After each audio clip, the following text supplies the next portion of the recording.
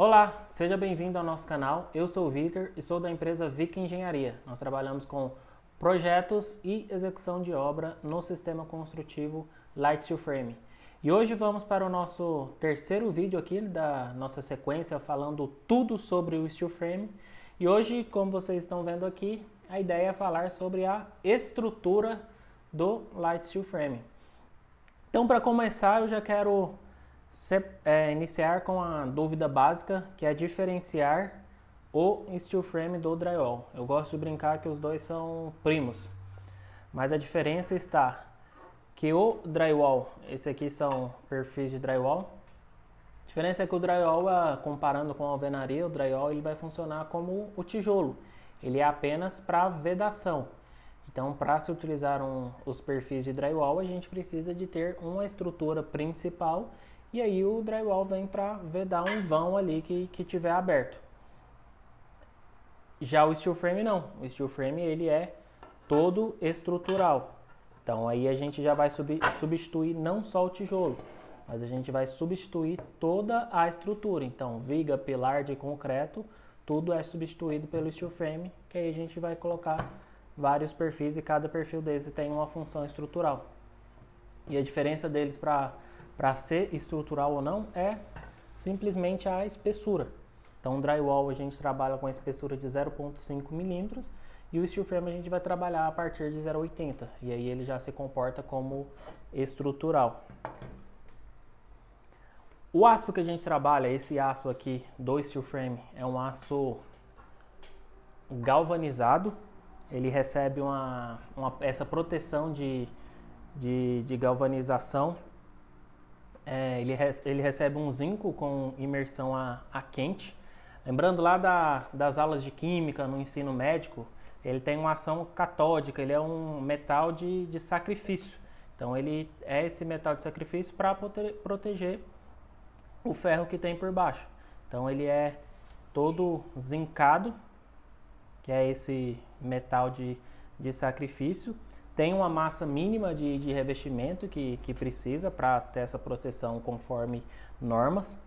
Na maior parte dos casos, assim como tem nessa tabela aqui, é um 275 gramas por metro quadrado a massa de revestimento, quando ele é revestido por zinco, mas a gente também pode ter esse revestimento com aluzinco. Aí falando do alumínio com zinco, a massa mínima é de 150, que é o que a gente chama de AZ150 e o Z275. Então, para ser normatizado, esses perfis precisam de ter essa camada de revestimento. E aí a gente ainda tem a proteção quando a gente fala de áreas próximas ao mar, que a gente vai ter uma incidência da maresia ali. Então, essa proteção precisa de ser maior. Então, a gente precisa que essa massa seja 350. Então, quem for construir em regiões próximas ao mar, precisa se preocupar se a empresa que está comprando aço e fornecendo aço, a construtora que for fazer, está usando esse aço apropriado, porque senão pode dar problema a curto e médio prazo. Então, é uma camada de proteção, é uma camada de sacrifício. Se ela for danificada, consequentemente precisa de ter uma proteção, porque senão vai acontecer a corrosão do aço. Agora, só essa camada, sem ser cortada, sem ser danificada, ela protege contra as intempéries naturais que a gente tem. Aí, falando da parte de comercialização, a gente tem hoje, numa construção de steel frame, a gente tem duas maneiras de comercializar esse aço, na verdade três, de comercializar esse aço do steel frame. A primeira seria a forma comercial, então você vai chegar numa loja de material de distribuição e vai ter lá barras de perfil para você comprar. E aí a gente chama essas barras de guias. São esse perfil em U aqui assim. Então você vai lá aquelas barras de 3 metros e 6 metros. E montantes, que aí tem essa dobra aqui, porque são peças que vão na vertical. Essa dobra é para enrijecer a estrutura. Também nessas barras de 3 e 6 metros, que aí seria similar ao que é feito no drywall. A pessoa vai lá, compra as barras e monta ali. A gente tem uma segunda opção que seria comprar também as guias e os montantes, só que a partir de um projeto pré-feito, a gente conseguir mandar cortado essas guias e montantes já para a obra. Então você vai ter uma peça ali de 2,40, outra peça 2,50. Então a empresa já vai cortar todas essas peças, só que elas vão ser em guias e montantes assim também. Elas vão vir dessa forma. E a terceira forma, que é a, vamos dizer, a mais inteligente que a gente tem, chama engenheirado. Que aí não existe guia, não existe essa peça em U, todas as peças são enrijecidas assim, tanto a da base quanto a da vertical. E aí o engenheirado ele já chega praticamente pronto a peça em si. E aí que é exatamente esse aqui. Aí ele já vem até o local onde é o pré-furo, os locais de encaixe de uma peça com outra. Essas duas aqui, a guia e o montante, a guia é um pouquinho maior para o montante poder entrar nela. Agora nesse aqui não, nesse aqui é feito a abertura na região de entrada da peça, tá vendo aqui que é cortado, e aí as duas peças se encaixam. É feito pré-furo, se a gente tiver alguma passagem de instalações, a máquina já faz esse furinho aqui, igual tem nesse aqui, ela já faz o furo para ser passado as instalações, então é uma forma mais inteligente e consequentemente mais rápida de se fazer a obra, porque aí os perfis já vem cortados, já vem esse espaço do parafuso, os encaixes já vem pré-definidos, então isso acelera muito o processo de montagem desses perfis. Então eu vou até colocar um videozinho agora para a gente acompanhar de como é essa montagem. Então a gente faz primeiro um projeto estrutural, eu vou falar mais à frente sobre o projeto estrutural, mas entrando aqui a gente faz o projeto estrutural e envia para uma máquina, que essa máquina vai ler esse projeto e aí ela vai ler a gente divide por paredes, painéis de parede, então ela vai ler cada painel dessa parede e ver as peças necessárias para montar, para fazer esse painel. E aí ela vai cortando cada uma das peças. Dentro dessa máquina entra a bobina de aço, e aí ela vai fazendo todas as dobras, esses cortezinhos, o rebaixo do parafuso. Ela vai fazendo todos esses detalhes. E aí ela faz uma identificação em cada um dos painéis. Então em cada peça vem uma identificação, porque o pessoal lá na obra, na hora de fazer a montagem, eles recebem um projeto com essa mesma identificação para saber como eles vão montar esse painel.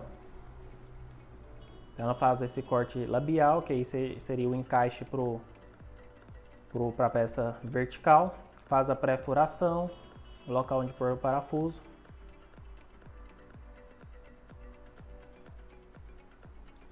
Quando a gente tem a passagem de um perfil dentro do outro, ela já faz esse buraco também.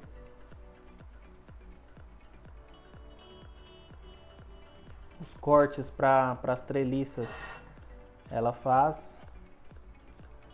Aí os furos para passagem de tanto de conduíte de elétrica quanto para tubulação hidráulica.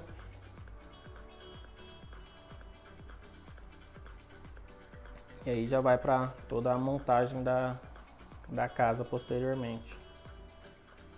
Então esse processo do engenheirado deixa a obra mais rápida, porque as peças já estão bem definidas.